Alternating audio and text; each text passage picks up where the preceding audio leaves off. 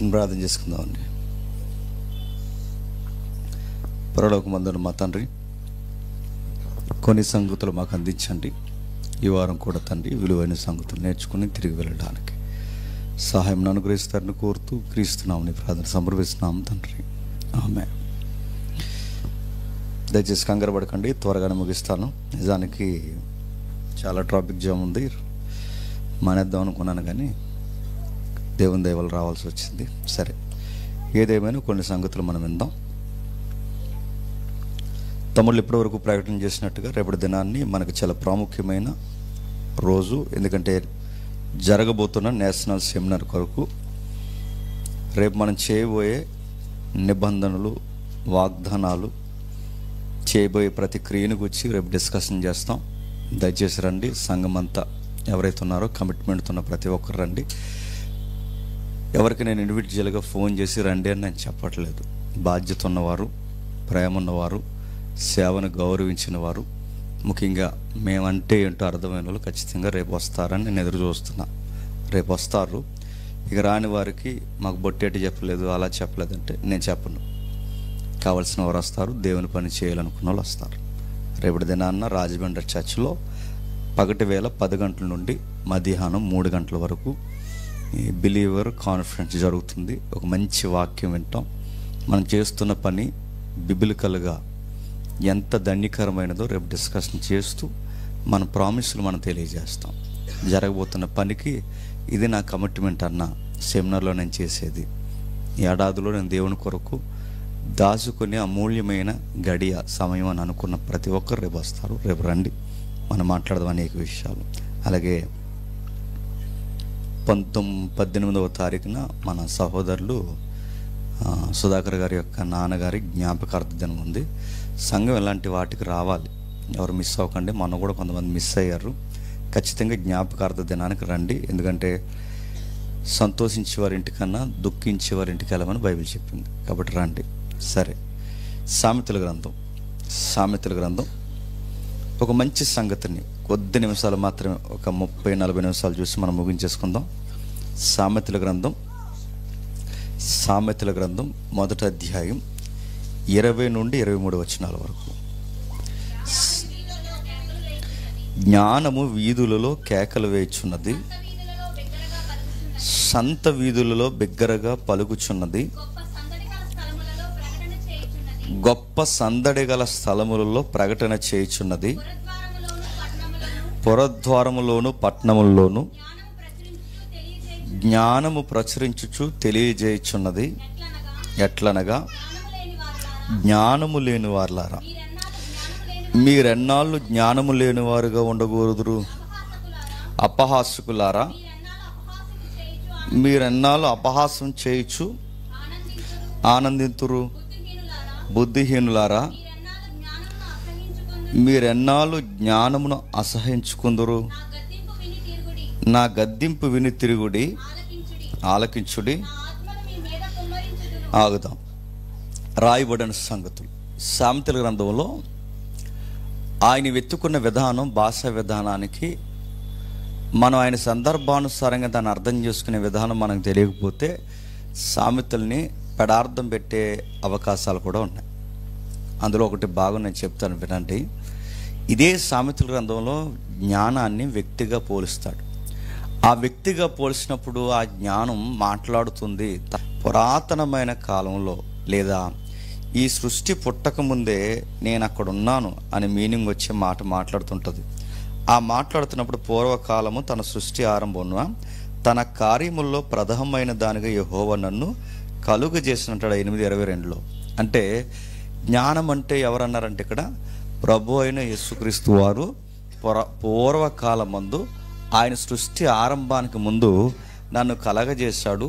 ఇది ఎవరో కాదు, ప్రభు అయిన యేసుక్రీస్తు అన్నారు. అలా అనడం రక్షణకి గండి కొట్టడం అవుతుంది, గుర్తుపెట్టుకోండి. ఎందుకంటే యేసు ప్రభుకి పుట్టుకుంటుందా? మనం ట్రినిటీ మాట్లాడడం ఎంతమంది విన్నారో, ఎంతమంది ఫాలో అయ్యారో అప్పుడప్పుడు మనం టచ్ చేస్తున్నాం సబ్జెక్ట్లో. ఏదైతే మనం ఈ పరిశుద్ధాత్ముడు అనే సిరీస్గా మాట్లాడుతున్నాం, అందులో కూడా మాట్లాడుతున్నాం. అసలు ప్రభు అయిన యేసుక్రీస్తు వారికి పుట్టుకుంటుందా? పరలోకంలో ఆయన అందరికన్నా ముందుగా పుట్టాడు. దానికి మళ్ళీ ఒక రెఫరెన్స్ ఇస్తారు. ఆ రెఫరెన్స్ ఏంటంటే ఆది సంభూతుడు అని. ఆది సంభూతుడు అంటే ఆదికి ముందు పుట్టినోడు అని కాదు. ఆది సంభూతుడు అంటే ఆదికి ముందు పుట్టాడని కాదు, అన్నిటికీ ఆయనే ప్రారంభికుడు. అది దాని అర్థం.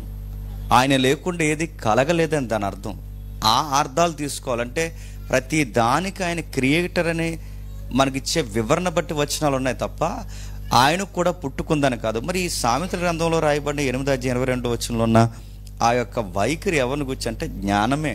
జ్ఞానాన్ని వ్యక్తిగాను, జ్ఞానాన్ని మండపంగాను, జ్ఞానాన్ని అక్కగాను, జ్ఞానాన్ని చెలికత్తిగాను, జ్ఞానాన్ని స్నేహితుడిగాను, జ్ఞానాన్ని తల్లిగాను, అంటే జ్ఞానానికి ఇచ్చే పోలిక అన్నమాట. మీకు ఉదాహరణకు అర్థం కావాలంటే మన భారతదేశం పోల్చినప్పుడు భారత మాత అంటారు. అంటే అర్థం ఏంటి? నిజంగా ఆవిడ ఉందనా అంటే తల్లిలా పోల్చారని. మా బ్యాచ్ ఒకడు ఉన్నాడు, ఆవిడ ఉందన్నాడు మహారాష్ట్రలో. నీకు ఎలా వచ్చిందిరా జాబ్ అని అడిగాను నేను. ఉండదు, గుర్తుపెట్టుకోండి. తల్లిని అంటే ల్యాండ్ అని, మన కల్చర్ని తల్లితో పోల్చడం భారత మాత అంటే. అలాగే జ్ఞానాన్ని కూడా పోలుస్తున్నాడు. ఎలా పోలుస్తున్నాడు? వ్యక్తిగా పోలుస్తున్నాడు. ఇప్పుడు ఇక్కడ మాట్లాడుతున్న మాట ఏమని మాట్లాడుతున్నాడు చూడండి. జ్ఞానము సంత వీధులలో కేకలు వేచున్నది. అంటే జ్ఞానమే కేకలేస్తుంది వినండ్రా అని. నేను హైదరాబాద్ వెళ్ళాం, పెద్ద ఎంప్లాయీస్ వాళ్ళు. నిజానికి వాళ్ళు అంటున్న మాటలు నాకు ఆశ్చర్యం కలిగించాయి. మా జాబ్స్, మా ల్యాండ్స్ అన్నీ వదిలేసి మీకు కూడా వచ్చి పరిచయం చేయాలి బ్రదర్, వచ్చామంటారా అని సీనియర్స్ వాళ్ళు అడుగుతుంటే నాకు ఆశ్చర్యం అనిపించింది. ఎక్కడికి వచ్చేస్తారు సార్? 4 చుట్టాలు మా ఇంటికి వస్తే ఎక్కడెట్టుకోవాలి తెలియని ఇల్లులు మాయి, మీరు ఎక్కడికి వచ్చేస్తారు సార్, ఫాలో అవ్వండి అని చెప్పాం. నాకు అనిపించింది మనం చెబుతున్న మాటలు వాళ్ళు ఎంతగా దైవికంగా బలపడతారు చూడండి. అలాంటి వాళ్ళే పెద్ద పెద్ద ఉద్యోగాలు వదిలేసి మన వెనకాల వచ్చేస్తానంటే మన వాళ్ళు త్వరగా వదిలేండి వెళ్ళిపోతాం అంటున్నారు. అది బ్యాచ్. జ్ఞానం ఊరకే కాదు, కొన్నిసార్లు అది వచ్చి మన ముందు నిలబడి మనతో మాట్లాడుతుంటే దాని విలువ మనకు తెలియదు, దాని బాధ్యత మనకు తెలియదు. అరే ఇంత జ్ఞానం ఉంది. బైబిల్ ఎలా అంటది? నీ సంపాదన అంతా ఇచ్చి సంపాదించుకో అంటది. నీ టైం, నీ మనీ, నీ టాలెంట్ మొత్తం ఖర్చు పెట్టు. ఏమి నేర్చుకోవాలి? దైవికమైన జ్ఞానం నేర్చుకో. గంటల గంటలు సోది కబుర్లు చెప్పి గంటల గంటలు చెత్త చెదారం అంతా తిరిగే కన్నా కనీసం కూర్చుని 4 మాటలు నేర్చుకో. ఏది ఆసక్తి లేదు ఈరోజు పబ్లిక్. అందుకే కొన్ని కేటగిరీస్ ఇచ్చాడు చూడండి. అక్కడ జ్ఞానము సంత వీధుల్లో కేకలేస్తుందట, జ్ఞానము ఈదుల్లో కేకలేస్తుందట, గొప్ప సందడి చేసే స్థలముల్లో ప్రకటన చేస్తుందట. నీకు విచిత్రంగా అనిపిస్తుంది అది? అంటే పబ్లిక్ బాగానండి. జనాలు ఎక్కడుంటారండి? ఇంట్లో ఉంటారు. అలాగ ఇంట్లో ఉంటే జనాలకు అది ఒక బోరింగ్ సబ్జెక్ట్ తెలుసా. అప్పుడు ఏం చేస్తారు? ఇంట్లో ఉండకుండా ఈదిలోకి వస్తారు. ఈదిలో కూడా బోరు కొట్టింది అనుకోండి ఎక్కడికి వెళ్తారు? సంతలోకి వెళ్తారు. సంతలో కూడా బోరు కొట్టింది అనుకోండి ఎక్కడికి వెళ్తారు? సందడిగా ఎక్కడికి ఉందో అక్కడికి వెళ్తారు. అంటే జనాలకి ఏం కావాలి? టైంపాస్ కావాలి. ఏం కావాలి? టైంపాస్ కావాలి. ఇంట్లో ఉంటారు, ఇంట్లో నుంచి ఈదిలోకి వస్తారు. ఈదులో ఎందుకు? ఎగరడానికి. ఆ ఎగురులాట కూడా సరిపోలేదు అనుకోండి ఇంకెక్కడికి వెళ్ళాలి? ఎక్కడ సంద ఉంటే అక్కడ ఉంటుంది. ఎక్కడ సంద ఉంటుంది? సంత చాలా బిజీగా ఉంటుంది. సంత చేసే వాళ్ళకన్నా సంతలో తిరిగే వాళ్ళు ఎక్కువ ఉంటారు తెలుసా. మా ఊర్లో అలాగే జరుగుతుంది. సంత చేసేవారు కన్నా సంతలో తిరిగే వాళ్ళు ఎక్కువైపోతారు బ్యాచ్. ఎందుకంటే అదో సందడే, జనాలు ఉండే దగ్గర ఎక్కువ ఉండడం, అదొక మనసు హాయిగా ఉంటుంది. అదే కొంతమందికి ఇంటి నిండా చుట్టాలు ఉండాలి. నాకైతే చిరాకు వచ్చేది ఇంటి నిండా చుట్టాలు ఉంటాయి. ఇంటి నిండా చుట్టాలు ఉంటాయి, ఇంటి నిండా నడుతుంది, జనాలు ఎక్కువ ఉండాలి. ఈ జనాలు కొంతమందికి అదో రకమైన సందడి కావాలి. ఎందుకంటే సందడి అంటే వీడికి టైంపాస్ కావాలి. ఈ టైంపాస్కి ఏంటంటే జనాభా మంద కావాలి. ఆ మంద అలా పోగేసుకుంటే అదిగో చూడండి ఈ టైంపాస్ బ్యాచ్ ఈదుల్లోకి వస్తారట, ఈదుల్లో ఎగురుతారట, సంత వీధుల్లోకి వెళ్తారట. ఆ సంత వీధుల్లో కూడా వాళ్ళకి సరదా దొరకకపోతే సందడి గల స్థలములు, షాపింగ్ మాల్స్, అవి ఇంకా 4 మాటలు చెప్పండి. డి మార్ట్స్, ఆ మార్ట్స్ ఉన్నాయిగా చెప్పండి, మార్ట్స్, షాపింగ్స్, ఇవన్నీ పోవాలని అడుగుతున్నాను. ఇక్కడ చూడండి ఈ మధ్య మూసేసేలా ఉన్నారు. దాన్ని చూసారు లేదో మీరు? పేరొద్దులేండి. మూసేసేలా ఉన్నారు. ఎందుకు మూసేసేలా ఉన్నారు? కొనేవాళ్ళు తక్కువ, వచ్చేవాళ్ళు ఎక్కువైపోయారు. అక్కడికి ఒక్కొక్క షాప్ ఎక్కువైపోయి ఎత్తేస్తున్నారు. చూసారా? కరెంట్ బిల్ ఎక్కువైపోయింది, మూసేశారు. మనం అడిగాం చర్చికి ఎవరు రెంట్కి ఎత్తారంటే చర్చా అన్నారు. చర్చికి ఎవరు సందర్గా తిరిగి వాళ్ళకి ఎత్తారు. అక్కడ నడుతున్నా చూడండి ఇవన్నీ. ఎందుకంటే ఇవన్నీ మీరు చూడండి, జనాలు తిరుగుతారు. ఏం తిరుగుతారు? అప్పుడు ఏమీ లేదండి, 10 రూపాయలు జేబులు వేసుకుంటారు, అలా వస్తారు రోడ్డు మీద, అలా తిరుగుతారు, పానీపూరి పాసిపూరి ఏదో తింటారు, అలా లోపలికి వస్తారు, ఆ లోపలికి వెళ్తారు, కొండరో డ్రెస్సులు, అలా 4 డ్రెస్సులు చూస్తారు, అలా తిరిగేస్తారు, మళ్ళీ వస్తామండి ఎదరికి వెళ్ళి అంటారు. అలా తిరగాలి. నడుతున్నాను ఈ బ్యాచ్ కోసం మాడుతున్నాడండి సామెతల్లో. ఎక్కడికక్కడే టైం పాస్. కొంతమంది చూసారా, కొంతమంది ఫంక్షన్ అంటే చాలండి సముద్రాలు దాటి వెళ్ళిపోతారండి, సువార్తకు రారు. ఇంకా డేట్లు ఎలా కూర్చుంటే తెలియదు కానీ వాళ్ళకి 3వ వారంలో ఫంక్షన్ ఉంది, వెళ్ళిపోవాలి ఎలాగైనా సరే అంట. ఫంక్షన్ నడుతుంది, ఫంక్షన్ పిచ్చి నేను అడుగుతున్నాను, వెళ్ళిపోవాలి. ఎండన పడి వెళ్ళిపోతారు. బిర్యానీ తినకు తెలుసా? ఫంక్షన్ బిర్యానీ ఆవురు అంటే తిన. ఆ ఫంక్షను ఆడావిడి నడుతుంది. ఈ ఫంక్షన్ల పిచ్చి, సందడుల పిచ్చి, జనాల పిచ్చి, ఇదంతా అదో రకమైన పిచ్చి మనుషులు ఉంటారంటే బైబిల్ చెప్తుంది. వీధుల్లో తిరుగుతారు, సంత వీధుల్లో తిరుగుతారు, సందడి స్థలాలు తిరుగుతారు, పూర్వద్వారముల్లో, పట్టణాల్లో జ్ఞానము అక్కడక్కడ ప్రకటన చేస్తుంటే. ఎక్కడ తిరుగుతారు? టౌన్స్లో. ఎంత బిజీగా ఉంటారండి టౌన్లో? సండే వస్తే ఎంత బిజీగా ఉంటుంది టౌన్. సందడిగా తిరుగుతారు టౌన్లో. మీరు చూడండి, వర్క్ చేసే వాళ్ళు తక్కువ ఉంటారు, ఖాళీ బ్యాచ్ ఎక్కువ ఉంటారు. అలా తిరుగుతుంటారు. నన్ను అడిగితే పట్నంలో స్థానిక నివాసులు తక్కువ, పట్టణాన్ని చూసేవాళ్ళు వచ్చేవాళ్ళు ఎక్కువ. మీరు పెద్ద పెద్ద సిటీలు చూడండి, బిజీగా కిక్కిరిసిపోయి ఎక్కడికక్కడే బిజీగా ఉంటుంది. అందుకే ఎక్కడ మనుష్యుడు బాగా ఉండడానికి ఇష్టపడుతున్నాడో అక్కడక్కడికి ఒకటి వెళ్తుందంటే ఏంటి చెప్పండి? జ్ఞానము. ఒరే టైం పాస్ ఈదుల్లో ఎతక్కండ్రా, ఒరే టైం పాస్ సంతల్లో తిరక్కంటారా, ఒరే సందడి గల స్థలంలో ఉండకంటారా. మీరు ఎక్కడుంటే అక్కడికి వచ్చి నేను మాట్లాడుతున్నాను, మీకు బుర్రలు పనిచేస్తున్నాయని అడుగుతుంది జ్ఞానం. మీరు ఎక్కడుంటే అక్కడికి వస్తుందంటే సంతలోకి వచ్చింది, సందడి స్థలంలోకి వచ్చింది, పట్టణాల్లోకి వచ్చింది. ఇక్కడ లేదండి జ్ఞానం బోధించే స్థలం అని ఒక్క దిక్కుని చెప్పండి. ప్రతి దిక్కున చర్చ్ అనేది ఉందా లేదా? వీధుల్లో ఉంది, సంతల్లో ఉంది, సందడి స్థలాల్లో ఉంది, రాజమార్గాల్లో ఉంది. ప్రతి దిక్కున చర్చ్ అనేది ఏదో ఒక దైవజనుడు ప్రారంభించాడా లేదా? కానీ ఎంత చర్చి వాతావరణం ఉన్న జనాలకి చర్చిలో ఉండాలనిపించదు. మరి సందడి. మూల భాషలో లేదా ఇంగ్లీష్లో కూడా ఒక మాట ఇలా రాసినోడు ఏమన్నాడంటే, సింపుల్గా బతకాలనుకుంటారట. సింపుల్గా అంటే దేవుడి విషయంలో బాగా వినాలి. లోక విషయంలో లగ్జరీగా సీరియస్గా బతకాలనుకుంటారు, దేవుడి విషయంలో సింపుల్గా బతకాలనుకుంటారు. అంటే దాని అర్థం ఏంటి? సింపుల్గా బతకడం, దేవుడి కోసం సింపుల్గా బతకడం అంటే దాని అర్థం ఇలా చెప్తాడు అన్నమాట. ఇప్పుడు చర్చికి వచ్చాము, ఏదో దేవుని కోసం 4 మాటల్లో కొంచెం అలా నేర్చుకుంటాం, ఏదో కొంచెం తెలుసుకుంటాం, తర్వాత ఇంటికి వెళ్తాం, ఏదో కొంచెం ప్రార్థన చేసుకుంటాం, మళ్ళీ సోమవారం మనం ఉద్యోగానికి వెళ్తాం, మళ్ళీ సాయంత్రం కొంచెం, అంటే కొంచెం అన్నమాట. ఇది సింపుల్గా బతకడం అంటే. కొంచెం బతకడం, కొంచెం అంటే ఎక్కువ సీరియస్గా. ఇప్పుడు ఈ ప్రసంగానికి బాగా ఇన్స్పైర్ అయిపోయి రేపే మీరు ఫుల్ టైం మినిస్ట్రీకి వచ్చేస్తున్నారు అనుకోండి, మిమ్మల్ని బతకనారు మీ ఇంట్లో తెలుసా? ఒక ఇంట్లో జరిగింది, మా ఇంట్లో కూడా జరిగింది. నా లైఫే చెప్తాను వినండి. నేను మారకముందండి మా ఇంట్లో ఈడేమైపోతాడో అనుకున్నారు. ఎందుకంటే అర్ధరాత్రుల వరకు గ్రౌండ్లో, జిమ్ముల్లో తిరిగి అప్పుడే బాగా అలవాటు అవుతున్నాయి అన్నీ. అర్థమవుతుంది వీడికి బాబు బాగా గాడి తప్పుతున్నాడండి. మా అమ్మకు బెంగ, మా నాన్న ఇంకా తిట్టలే, ఇంకా ఎన్ని తిట్లంటే పురాణం అంతా వచ్చేదన్నమాట. 10 గంటలు లేకడం. ఇవన్నీ చూసినప్పుడు సడన్గా ఒకరోజు నేను మారాను. మా ఇంట్లో వింత మారానని చాలా సంతోషించారు. బాగా మారిపోయినందుకు బెంగటేసుకున్నారు తెలుసా? ఇలా ఉంటుంది, గుర్తుపెట్టుకోండి. మారాలి, కానీ ఎంత మారాలి చెప్పండి? కొంచెమే మారాలి. ఎక్కువ మారిపోయామనుకోండి వెనకాల బెంగ వచ్చేది తెలుసా? ఎక్కువ మారిపోతే మరి ఉండొచ్చు కానీ చెప్పండి, మరింత దేవుడు పిచ్చి ఉండకూడదు. అబ్బాయి కాస్త చదువు ఉండాలి, కాస్త ఉద్యోగం ఉండాలి, కాస్త ఉండాలి అన్నీ. అంటే సగం ఉండాలి. ఆ బ్యాచ్ కోసమే రాసిన. అంటే సగం దేవుడు కోసం, సగం సంత, సగం దేవుడు, సగం సందడి, సగం దేవుడు, సగం పట్నం, సగం వాళ్ళ కోసమే రాస్తున్నారు. జ్ఞానం లేరు తెలుగులో రాశారు కానీ సగం దైవికంగా బతికే వాళ్ళంటే వీళ్ళంతా వాళ్ళ గురించి రాస్తున్నాడు. చర్చికి వస్తాం, చర్చికి వచ్చిన తర్వాత సగమే. అందుకే చూడండి చాలామంది సీరియస్గా అదో రకమైన మొక్కలు ఉంటాయి చర్చిలో. మన చర్చి కాదు, బయట మామూలు చెప్తున్నాను.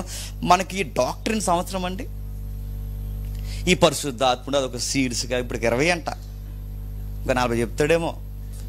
ఇవన్నీ ఇదొక కామెంట్ ఉంటుంది తెలుసా, ఇదిగో డాక్టరీన్ అంట, ఏదో ఏదనంట, తర్వాత థియాలజీ అంట. ఏంటండి ఇవంతా డిబేట్? మీరు గమనించట్లేదు, 20,000 మంది చూస్తారండి లైవ్, 20,000 మంది డిబేట్ లైవ్ తెలుసా. ఇప్పుడు ఎంత 7 lakhs 8 lakhs ఉంది ఆ వీడియో, 8 lakhs దాటేసిందంట. 8 లక్షల మంది ఆ డిబేట్ చూస్తారు. నేను హైదరాబాద్ వెళ్ళినప్పుడు అందరు డిబేట్ కోసం నేను అడుగుతున్నా, డిబేట్ కన్నా గొప్ప సబ్జెక్ట్ మాట్లాడుతున్నాను తెలుసా ఎవ్రీ సండే. అది ఎక్కదు జనాలకి. జనాలకి ఏం కావాలంటే జ్ఞానం వద్దు, జనాలకి ఏం కావాలంటే ఏదో ఒక హడావుడి, ఏదో ఒక సందడి, ఏదో ఒకటి కావాలంటే కాంట్రవర్సీ. అందుకే చూడండి, ఈ థియాలజీలు, ఈ డాక్ట్రిన్లు అంత ఆసక్తిగా అంటారు. చూడండి, నేను ఈ టైటిల్స్ మార్చి పెట్టాల్సి వస్తుంది. ఎందుకంటే పరిశుద్ధాత్ముడు పరిశుద్ధాత్ముడు అంటే పరిశుద్ధాత్ముడేగా అంటున్నారు. అందుకే టైటిల్ మార్చాం. ఒరే అవివేకులారా, మూర్ఖులారా, జ్ఞానము సంత వీధుల్లో కేకలు వేస్తుంది. టైటిల్ చూసి చూస్తారు అన్నమాట. బ్రాండ్ ఓపెన్ చేసిన సరుకు అదే లోపల. ఏంటి చెప్పండి, కవర్ బయట కవర్ ఓపెన్ చేస్తారు కానీ మళ్ళీ పరిశుద్ధాత్మ కోసమే. విషయం ఉందంటే జనాలకి ఏంటంటే ఏదో ఒకటి కావాలన్నమాట. మీరు చూడండి, పెద్దగా దేవుడి విషయాలు నేర్చుకోరా నేను అడుగుతున్నాను. ఎవ్రీ సండే కాదు, ఎవ్రీ సాటర్డే డాక్టరీన్స్ కొరకు స్పెషల్ స్టడీ క్లాసెస్ ఉన్నాయంటే ఎంతమంది వస్తారా? బైబిల్ స్టడీ క్లాసెస్ ఉన్నాయంటే ఎంతమంది వస్తారా? ఇదిగో ప్రత్యేకించి రక్షణ సిద్ధాంతాలే కాదు, థియాలజీ కూడా మాట్లాడుతున్నారంటే ఎంతమంది వస్తారు? అంటే జనాలకి ఏం కావాలంటే ఆమేన్, హల్లెలూయా, 5 మాటలు, కొంచెం భక్తి, 5 పాటలు, వచ్చాము, ఆదివారం దేవుని సన్నిధిలో గడిపాం, అంతవరకే. ఇక సోమవారం నుండి శనివారం వరకు దేవుడు మరి ఆదివారం వచ్చాం కాబట్టి మమ్మల్ని కాపాడుతాడు, మరి వచ్చాం కదా గుర్తుపెట్టుకో అన్నట్టు అనమాట. ఇదే ఏళ్ళనే అంటున్నాడు ఇక్కడ. ఇక మీరు మూలం చదవండి ఇంటికి వెళ్ళిన తర్వాత. జ్ఞానం లేని అవివేకులారా అన్నాడు. జ్ఞానము లేని వారులారా అంటే సగం భక్తి. మీరు దేవునికి ఇచ్చే మర్యాద, మీరు దేవునికి ఇచ్చే గౌరవం మీరేమిస్తున్నారని అడుగుతున్నాడు. ఇంకా ఏం చెప్పుకొస్తున్నాడు? ఒక ఉదాహరణ మాట్లాడుతూ ఒక ఉదాహరణ ఇస్తున్నాడు. అసలు మీకు జ్ఞానం లేదు, మీరు ఎన్నాళ్ళు జ్ఞానం లేని వారుగా ఉండకూడదు. అపహాస్యం చేస్తున్నారు, ఇంత దారుణంగా బుద్ధి లేదు, మీరు ఎన్నాళ్ళు జ్ఞానం లేకుండా ఉంటారు. అసలు నా గద్దింపు మీకు ఏం అర్థం అవదా? దేవుడు తిట్టినా కొంచెం బురకెక్కట్లేదట, గద్దించినా బురకెక్కట్లేదట, కేకేసి చెప్పినా అర్థం కావట్లేదట. మరి ఎలా చెప్తే అర్థమవుద్ది? ఈ బుర్రలేని బ్యాచ్కి ఇంకెలా చెప్పినా కనీసం గద్దిస్తే అర్థం అవ్వలేదు, పోనీ అలా అర్థం అవ్వలేదు. ప్రేమగా చెప్పాడు, అర్థం అవ్వలేదు. కనీసం కేకేసి చెప్పాడు, అర్థం అవ్వలేదు. టౌన్ దగ్గర ఉంటున్నావు అక్కడ చెప్పాడు, వీధుల్లో ఉంటావు అక్కడ చెప్పాడు, సంతల్లో ఉంటావు అక్కడ చెప్పాడు. ఎక్కడెక్కడ నీకు ఎక్కడ ఎంటర్టైన్మెంట్ కావాలో అక్కడ చెప్పాడంటే నీకు ఇంట్లో చెప్తే సబ్జెక్ట్ నచ్చట్లేదు కానీ సంతలో చెప్పాడు, నీకు సంతలో చెప్పిన నచ్చట్లేదు కానీ సందరి దగ్గర చెప్పాడు. ప్రతి ప్లాట్ఫామ్ మీద ఆయన చెబుతున్నాడుగా, కానీ మనకు ఇంట్రెస్ట్ ఉండదు, మనకు ఆసక్తి ఉండదు. దేవుడు ఇన్ని చేసి జ్ఞానము లేని వారులారా వినండి, మీరు వింటే మీకు గిఫ్ట్ ఇస్తానన్నాడు. మీరు వింటే మీకు ఒక అమూల్యమైన సంగతిని మీకు ఆపాదిస్తానన్నాడు. మీరు వింటే ఒక మేలుకరమైన సంగతి మీకు ఇస్తా అన్నాడు. ఏంటి? నా గద్దింపుకు తిరగండి, ఆలకించండి, నా ఆత్మను మీ మీద కుమ్మరిస్తాను. ఇప్పుడు చెప్పండి, జ్ఞానములు అంటే సగం భక్తి కాదు, సగంగా బతకాలన్న మనసు కాదు. నా వైపుకు తిరిగితే సంపూర్ణంగా బతకాలన్న నిశ్చయత కలిగిన మిమ్మల్ని ప్రేరేపించే, ఉజ్జీవాన్ని ఇచ్చే ఆత్మను మీకు ఇస్తాను. ముందు మీరు సేవకండి, దేవుడు బలవంతంగా మార్చడండి. ఈడు మారిపోను గాక అండో, ఈమె రెప్పపోటున మారిపోను గాక ఈ గయ్యాలి అండో. ఈ మాట అంటున్నాను ఏమనుకోకండి. ఈ పోరంబోకు మారిపోను గాక అండో. పారంభోకనే తెలుసు కదా, మళ్ళీ ఎవరిని ఇవ్వకూడదు కదా. పంచాయతీ పదం, పనికిరాని భూములు ఏమంటారు? ఈ పనికిరాని వాడు మారిపోవును కాక అండో. అలా మార్చాడు, గుర్తుపెట్టుకోండి. టక్కన మార్చాడు, బలవంతంగా మార్చాడు. ముందు ఆయన మార్చాడు వినగలిగేలా పరిస్థితులు. అంటే నువ్వు సంతలో ఉంటే సంతలో ఆ వాతావరణం తీసుకొస్తాడంటే అక్కడైనా వినేలాగా, ఎక్కడుంటే అక్కడ వినేలాగా నీ చెవి వరకు జ్ఞానం తీసుకొస్తాడు. వినాలన్న ఇంట్రెస్ట్ ఎవరికి ఉండాలి చెప్పండి? నీకు ఉండాలంటే నువ్వు విని, దేవా నేను ఇలా ఉండాలనుకుంటున్నాను, ఒక్కసారి నువ్వు ఆయన కమిట్మెంట్ ఇస్తే, ఆయన వైపుకి తిరిగితే వెంటనే దేవుడు కలగజేసుకున్నట్ట తన ఆత్మను మనకు అనుగ్రహిస్తాడట. అంటే ముందడుగు ఎవరు వేయాలి చెప్పండి? మనం వేయాలి. మనం ఒక్కడుగేస్తే ఆయన 100 అడుగులు వేయడానికి మనకు రెడీగా ఉన్నాడు. కానీ ఆ ఒక్కడుగు వేయం మనం. ఆ ఒక్కడుగు వేయడానికంటే ముందుకొచ్చి దేవా ఇదిగో నేను వస్తున్నాను అనగానే వెంటనే తన ఆత్మనిస్తాడు. ఆత్మనిచ్చి ఏం చేస్తాడు? అన్నీ ఆయనే చేస్తాడు.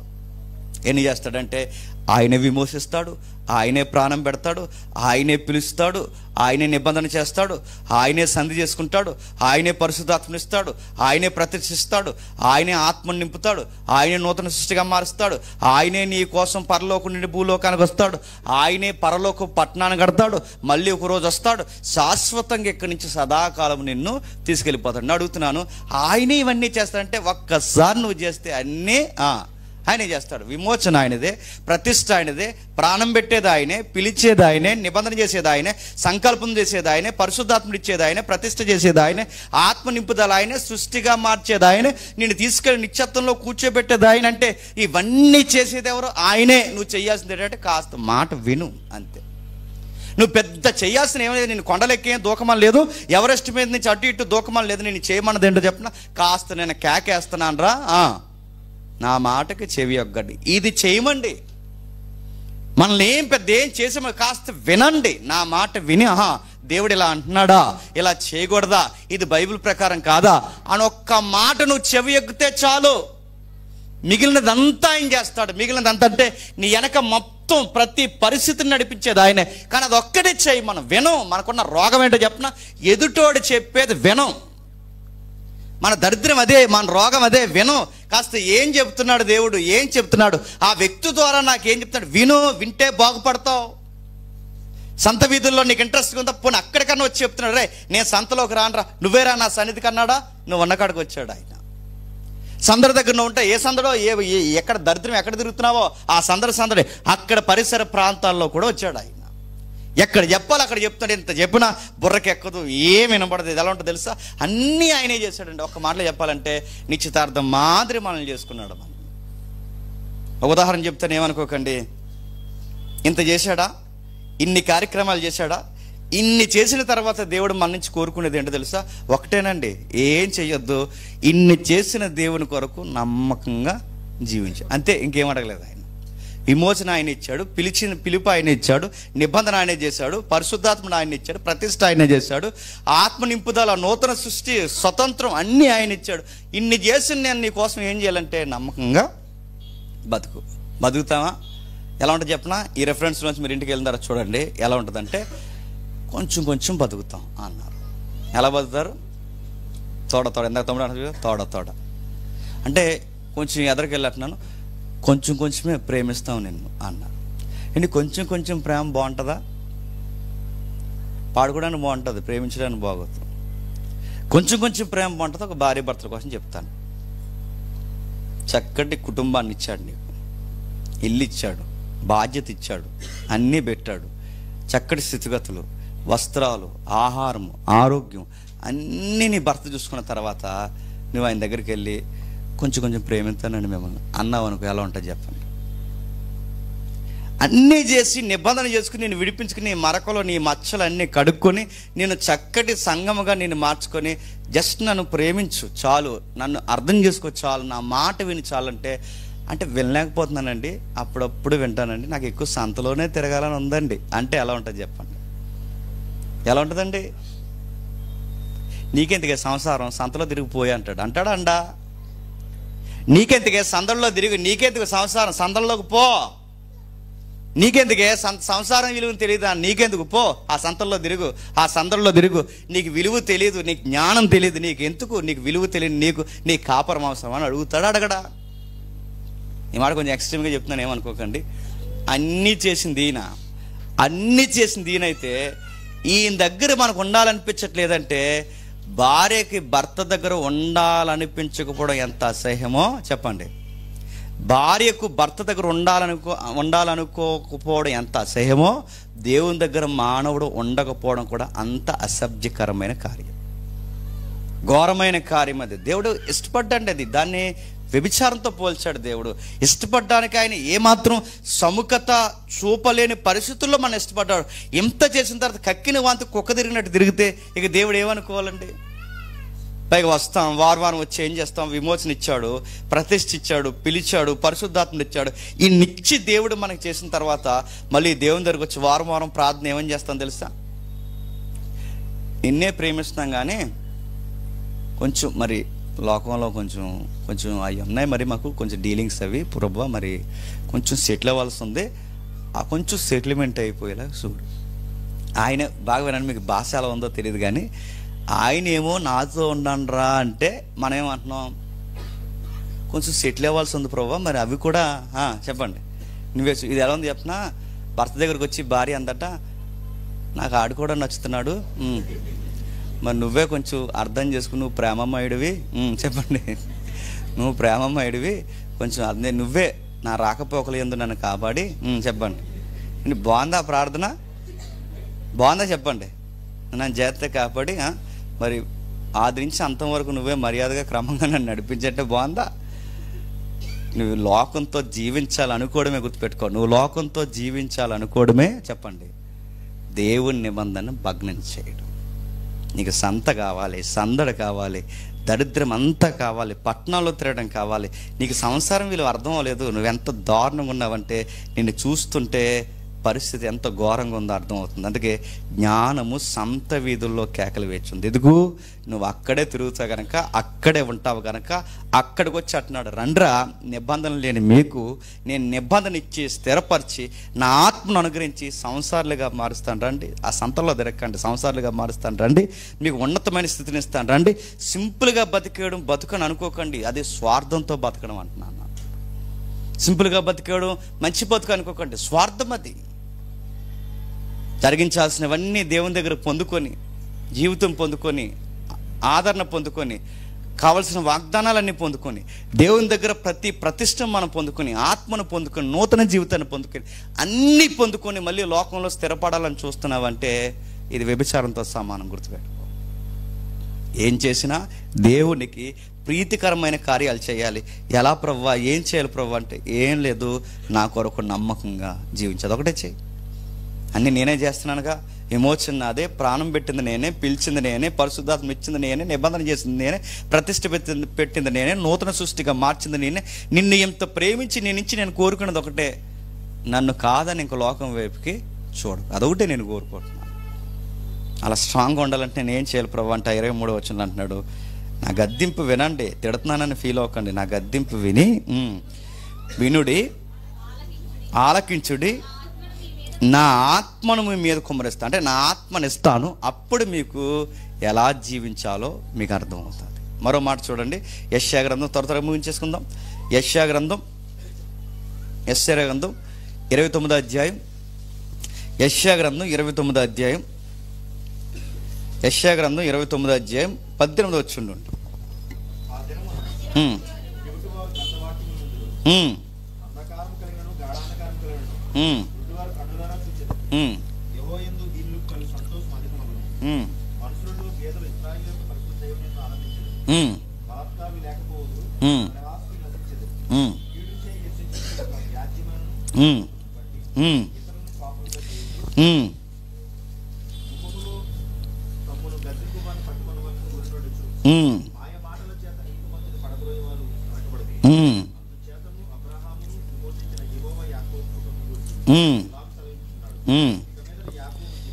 ఇక మీదట యాకోబు సిగ్గుపడడు, ఇక మీదట ఆయన ముఖము తెల్లబారదు.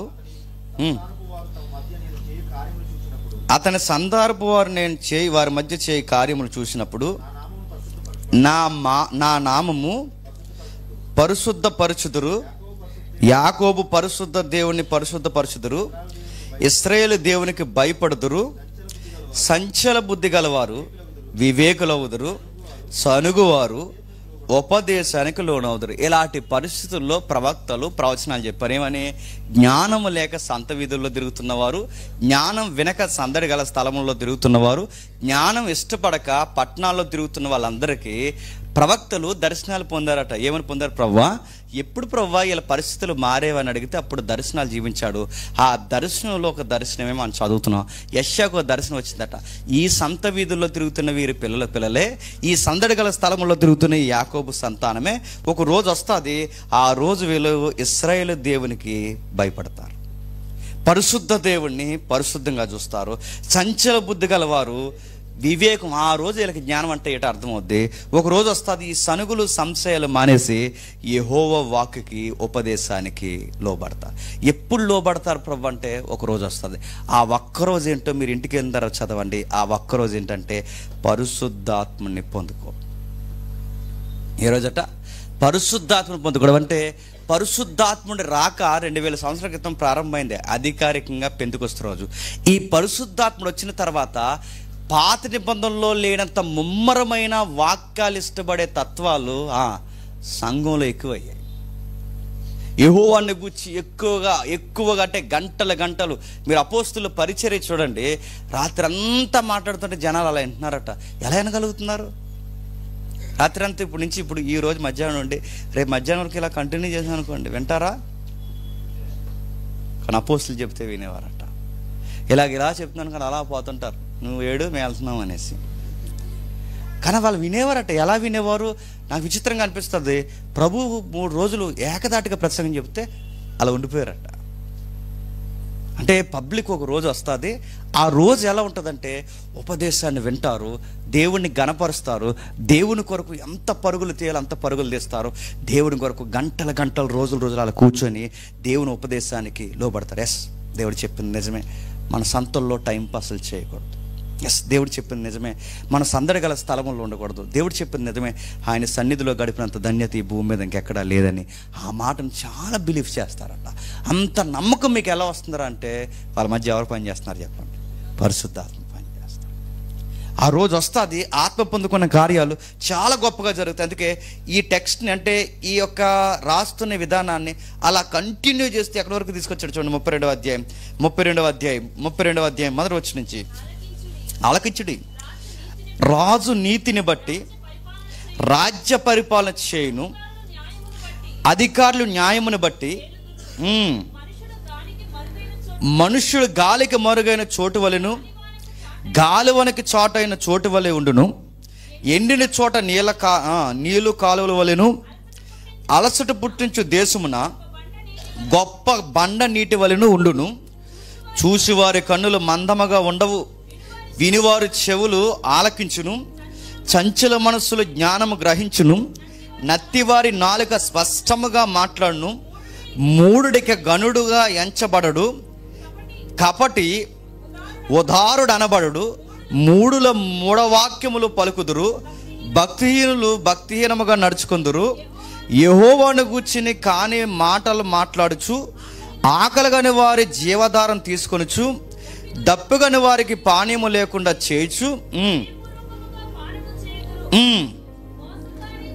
మోసకారి సాధకములను చెడ్డవి, నిరుపేదలు న్యాయవాదన చేసినను అని చెబుతూ వచ్చి 13 వచ్చిన ఏమంటాడు చూడు, నా జనుల భూమిలో ఆనందపురములో ఆనంద గృహములన్నిటిలో ముండ్ల తుప్పులను బలురక్షసి చెట్లను పెరుగును, పైనుండి మన మీద ఆత్మ కుమ్మరింపబడు వరకు బతుకులు ఇలాగే ఏడుస్తాయన్న.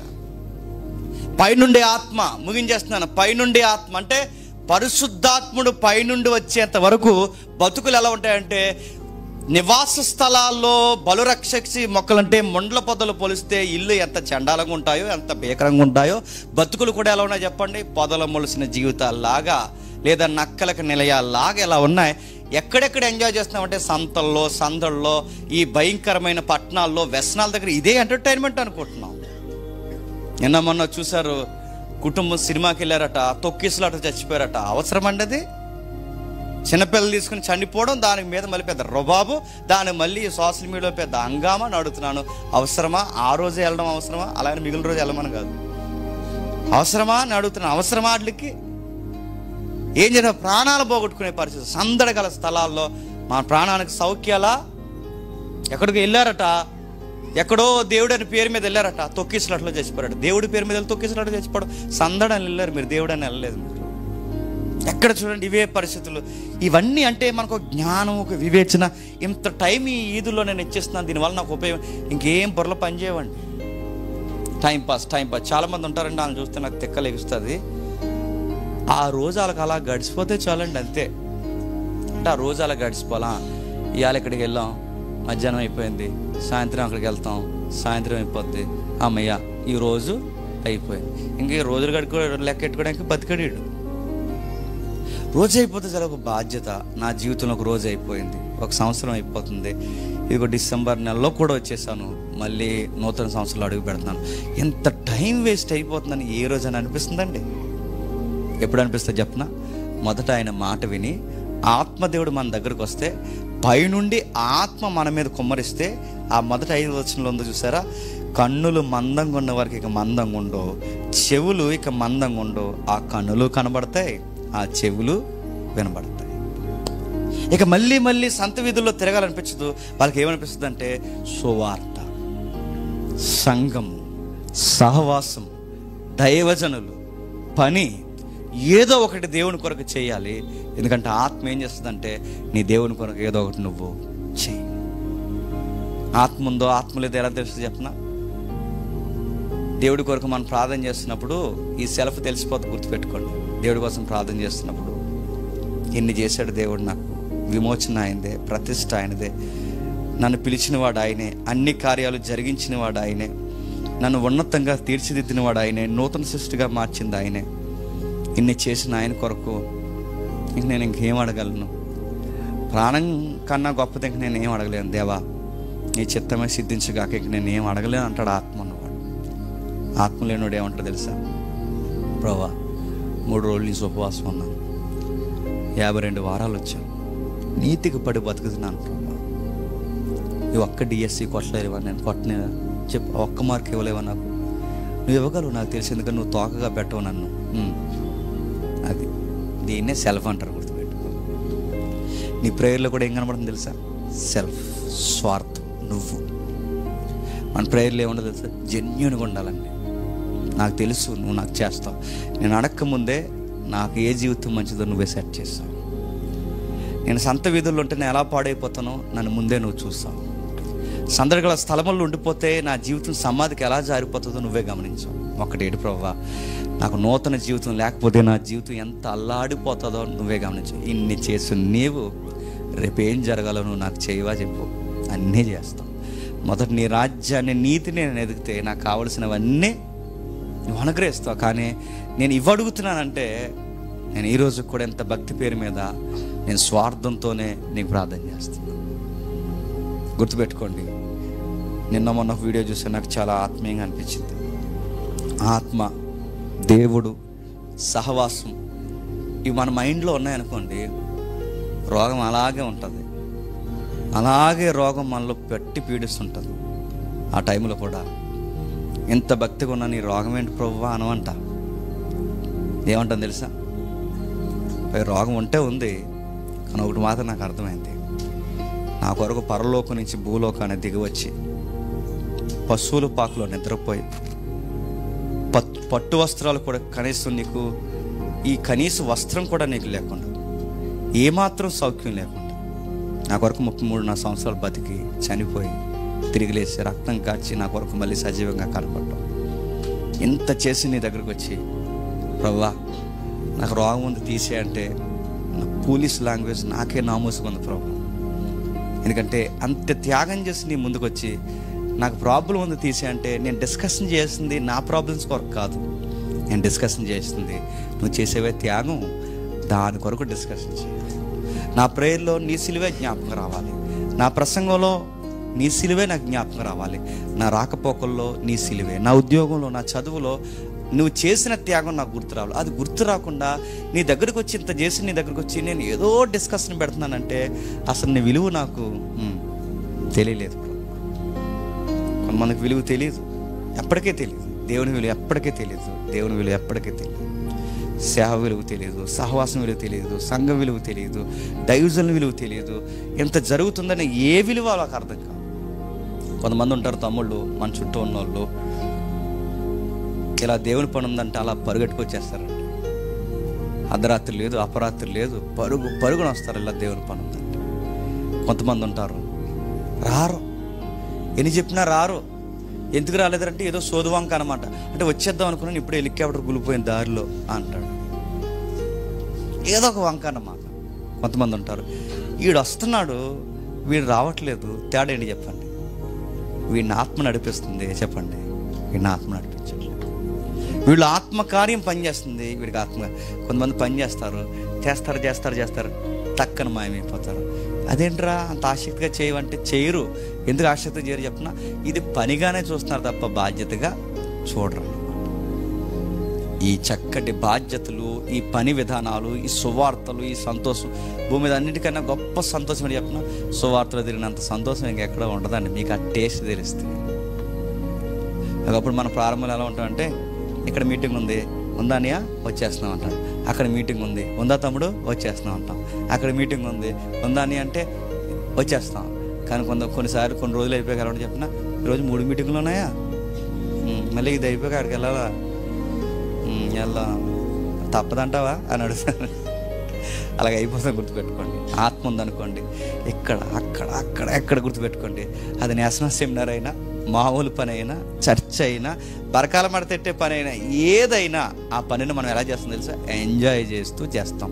సేవలో తిరగాలన్నా, సహవాసంలో ఉండాలన్నా, సంత వీధులకు దూరంగా నువ్వు జరగాలన్నా నీళ్ళు ఎవరు ఉండాలి చెప్పండి. ఇప్పుడు 2 రోజులు ఏదో ఫెస్టివల్కి మనం వెళ్ళాం అనుకోండి, కొన్ని ఏరియాల కట్ట పాస్పోర్ట్ అవసరం లేదంట. పాస్పోర్ట్ అవసరం లేకుండా వెళ్ళిపోవచ్చట. ఎందుకంటే ఆ నేచర్ అంత బ్యూటిఫుల్గా ఉంటుంది. పాస్పోర్ట్లు అవసరం లేదు. కొన్ని మాల్దీవ్ లేదు, పాస్పోర్ట్ అవసరం లేదు అనుకుంటా, వెళ్ళిపోతారు. ఎన్ని రోజులు ఉంటారు? వారం రోజులు ఉంటారండి. అదే వారం రోజులు నువ్వు సేవలో ఉండగలవా? నీకు మాల్దీవుల్లో తిరగడమే ఆనందంగా ఉంది, సేవలో తిరగడం ఆనందంగా లేదంటే నిన్ను అడుగుతున్నాను, ఈ జ్ఞానం లేక సంత వీధుల్లో సందల్లో తిరుగుతున్న ఈ బ్యాచ్లు ఎవరున్నారు చెప్పు? నువ్వే ఉన్నావు. మాల్దీవుల్లో తిరుగుతున్నాగా నువ్వే ఉన్నావు, సంతలో తిరుగుతున్నాగా నువ్వే ఉన్నావు. నువ్వు ఫంక్షన్లో, కొంతమంది ఫంక్షన్కి వెళ్తారు, రారింటికి అందరూ వెళ్ళిపోయినా ఆ కళ్యాణ మండపం, ఆ లైట్లు, అట్మాస్ఫియర్, ఆ ఫోటోలు టక్ టక్ మన ఆడావుడిగా ఇలాగెలా సర్దుకుని, ఇవన్నీ లిప్టిక్లు అవి ఉంటాయి కదా, ఇవన్నీ సర్దుకుని ఆడావుళ్ళు బాబు ఇంకా వీళ్ళిద్దరితో కూడా ఫోటోది, ఈ ఆడావిడి, ఇదంతా బాగుంటుందండి అక్కడ. అందుకే అలా గంటలు. అందుకే వాళ్ళ ఇంట్లో ఫంక్షన్ అంటే 2 రోజుల నుంచి మనకు నిద్ర రాదు. 2 రోజుల ముందు వెళ్ళిపోతాం మనం. ఈ సందడి బెస్ట్ అందరికీ చెప్తున్నానండి, సంపెత్తడండి వీళ్ళందరినీ. దేవుడు నీ సందడి దగ్గర వినిపిస్తున్నాడు, సంతలో వినిపిస్తున్నాడు, ప్రతి దగ్గర వినిపిస్తున్నాడు. దేవుని గుర్తుపెట్టుకో. నీ సందడి ఎక్కడ ఉందో చెప్పనా? సువార్తలోనే మన సందడి, సువార్తలోనే మన సంతోషం, సహవాసంలోనే సంతోషం.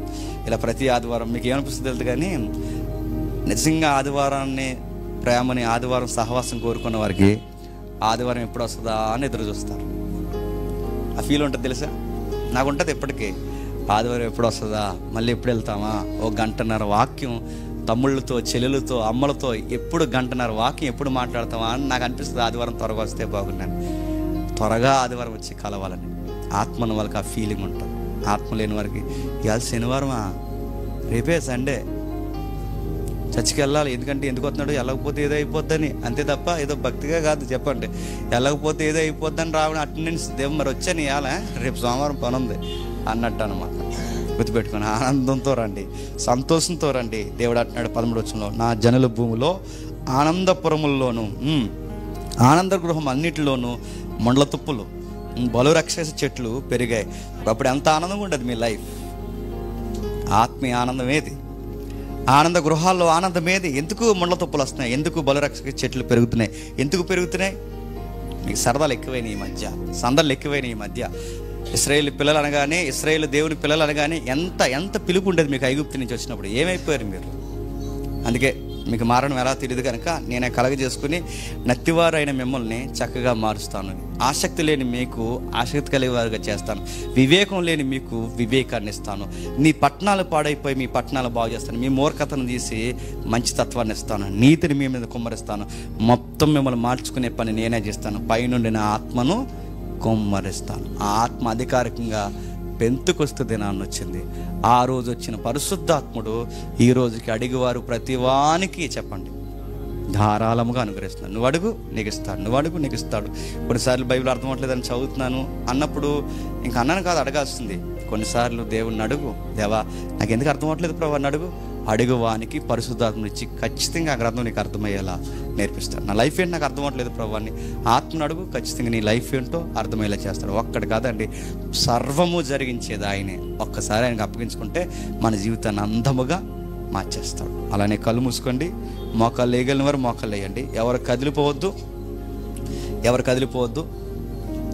మోకాళ్ళు వేయగలిగిన వారు మోకాళ్ళు వేయండి.